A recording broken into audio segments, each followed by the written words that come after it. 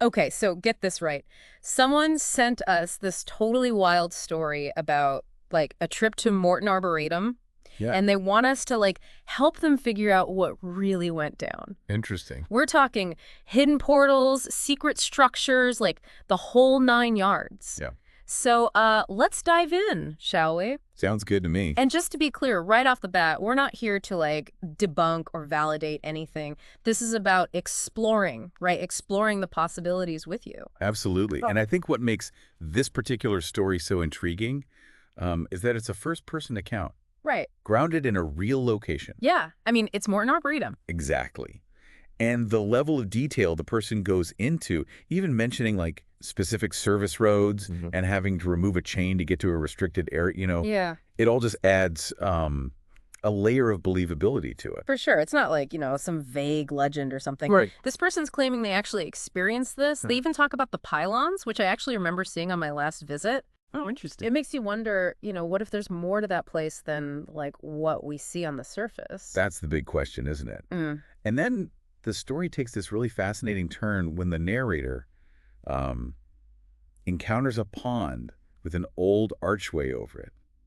But get this, the view through the archway, Hmm. it's described as blurred, almost like there's a visual barrier of some kind. It's like it immediately brings to mind all those sci-fi tropes. Oh, yeah. There's like hidden doorways to other worlds or dimensions. Yeah, it's like stepping into a movie or something. Yeah, exactly. But the narrator doesn't really go into detail about what they see on the other side. Right. Just this feeling of being pulled through. It's almost like they're leaving it up to us, the readers, to sort of imagine what's beyond that blurry threshold. Yeah. That lack of specific visual detail, it could be a very deliberate choice on the part of the storyteller. You know what I mean? Yeah. Like they're inviting the reader to participate in the mystery. Fill in the blanks. Precisely. Mm-hmm. But it also kind of raises some questions about the nature of this force that's pulling the narrator through. Like, is it a physical sensation, Right. a psychological compulsion, or something else entirely? That's a really great point. It makes me think about the idea of liminal spaces, Oh, interesting. Those in-between places that often feel kind of unsettling or disorienting. Yeah. Like maybe this archway represents a sort of threshold, not just between, physical locations, but between different states of Oh, consciousness. I like that. That's a fascinating interpretation. And as the narrator moves through this portal, the tone of the story shifts dramatically. Oh, yeah. It really does. We go from the familiar natural setting of the Arboretum to this large, dimly lit space Okay. with echoing sounds and vibrations. The story describes it as feeling more like an underground structure, Yeah. almost industrial in nature. It's quite a contrast. Yeah. And the narrator really focuses on these rectangular tubes. That appear throughout this underground space. Yeah. I gotta ask, did those tubes stand out to you as significant in any way? Oh, absolutely. The fact that the narrator keeps coming back to them, right? Yeah. It definitely suggests that they hold some sort of importance, like perhaps they're a clue to the purpose or function of this hidden world. Okay, yeah. Also, I found it interesting how meticulously the narrator describes navigating the stairs. The handrails being on the right, the steps being uneven. Yeah. It's almost as if they're trying to anchor themselves in the reality of the experience by focusing on these concrete details. It's like they're saying, hey, I know this sounds crazy, but look, pay attention to these specifics. I was really there. Exactly. Like they're leaving breadcrumbs for us to follow, I see it. both literally and figuratively. Very clever. And those breadcrumbs, they lead us to one of the most mind-boggling parts of the whole story. The narrator, they come out of this stairwell onto what they describe as a vast metal plane. I mean, can you imagine? It's like, whoa, I'm trying to wrap my head around it, Yeah. this like immense expanse of metal just stretching as far as the eye can see. Yeah. And those rectangular tubes we were talking about, Right. now they're crisscrossing overhead, just disappearing into the distance. It sounds otherworldly. It does, doesn't it? Yeah. It makes me think of like those science fiction concepts, those Dyson spheres or those megastructures built by like super advanced civilizations. But what I find really interesting is the narrator's reaction to this environment. Remember, they start like scratching marks into the metal surface? With their car keys? Yeah, with their car keys. It's like this almost primitive wayfinding technique. Totally. It's like they're instinctively trying to create landmarks, Yeah. in a place where there are none. It kind of speaks to that deep-seated human need for like orientation, I agree. a sense of place, For sure. even in the most like alien landscapes. Exactly. And it raises a question that I haven't been able to shake. Like, why are there no other landmarks on this vast metal plain? No signs, no structures, nothing to indicate its like purpose or origin. It's as if this place is deliberately designed to be disorienting, to like challenge our conventional notions of space and navigation. Yeah, it's a bit unsettling. Yeah. Like a maze with no exit. And then there's the lack of a visible sun. Right. The narrator doesn't mention any natural light source at all, which really adds to the feeling of being completely cut off, Definitely. from the world we know. It makes you wonder if time even flows the same way in this place. Right. And just when you think the story couldn't get any stranger, the narrator stumbles upon this, this building, this like massive structure rising out of the metal plain. And on its rooftop, a mini arboretum. What? Yeah, it's like this jarring juxtaposition. Wow. This sudden burst of nature amidst this cold industrial landscape. It's almost as if whoever or whatever created this place felt the need to like incorporate a piece of the natural world. Yeah, maybe it's a sign that there's still a connection to our reality, even in this seemingly like alien environment.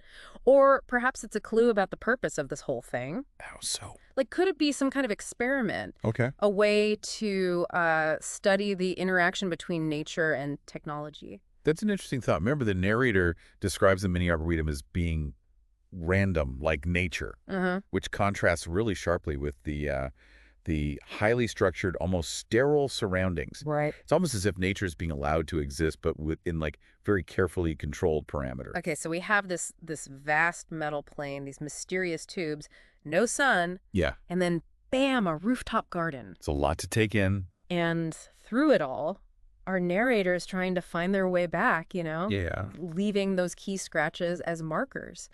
But before they go back to the portal, they do something, I found it really poignant. They scratch the words, "Paul was here," into the metal. Oh, I noticed that too. It's like such a small act, but I think it says so much about the narrator's state of mind at this point. Imagine finding yourself in such a bizarre, inexplicable situation. Leaving that inscription, it's a way of asserting your existence, Yeah. It's like saying, I was here, this happened to me, even if no one else believes it. Right. It's like a message in a bottle. Exactly. This like desperate attempt to connect with, well, someone beyond this strange reality. And then, like you were saying, the narrator decides to head back, guided by their makeshift landmarks. They find the archway, step back through, and while what happens next is both surprising and incredibly frustrating. It is, isn't it? The narrator returns to those familiar surroundings of the Arboretum, but the portal, the pond, those ruins, they're all gone. Just like that. Yeah, vanished without a trace. It's as if the entire experience was like a figment of their imagination. A dream. A dream that just evaporated upon waking.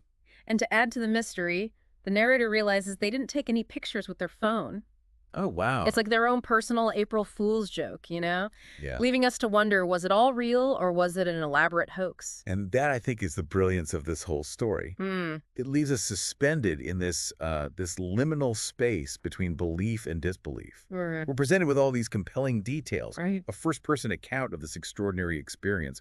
But ultimately, we're left to just grapple with the ambiguity of it all. Yeah, it's like the story's messing with us, challenging us to decide what we're actually going to believe. Right. Did Paul really, step into another dimension or what? Yeah. Or was this all some, elaborate illusion? Or even maybe a subconscious creation? That's hard to say. And I think that's what's so fascinating about this whole deep dive. Yeah. It's not just about analyzing some story. It's about, confronting the limits of how we see things. I agree. How we experience the world.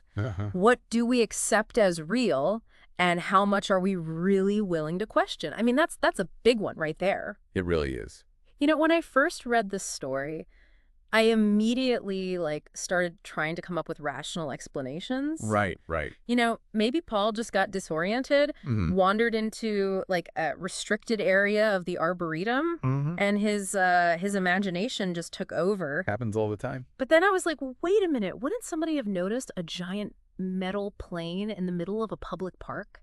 That's the thing. The story keeps throwing these curveballs, Right. these details that seem believable and utterly impossible at the same time. Yeah, yeah. It's like a puzzle with like some pieces that just don't quite fit. Right. And that's what makes it so engaging. Definitely got me thinking about the Arboretum in a whole new way, that's for sure. Yeah. I always saw it as this, peaceful, tranquil place. Right, right. But now I can't help but think about what secrets might be hidden just beneath the surface. And that brings us back to that, Paul was here, inscription.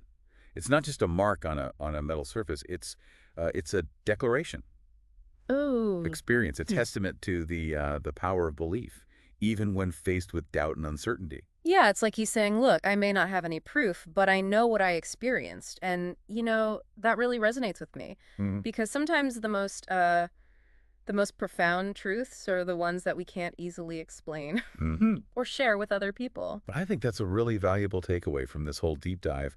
We often get so focused on finding, concrete answers, definitive explanation. Yeah, yeah, like it has to be black or white. Right.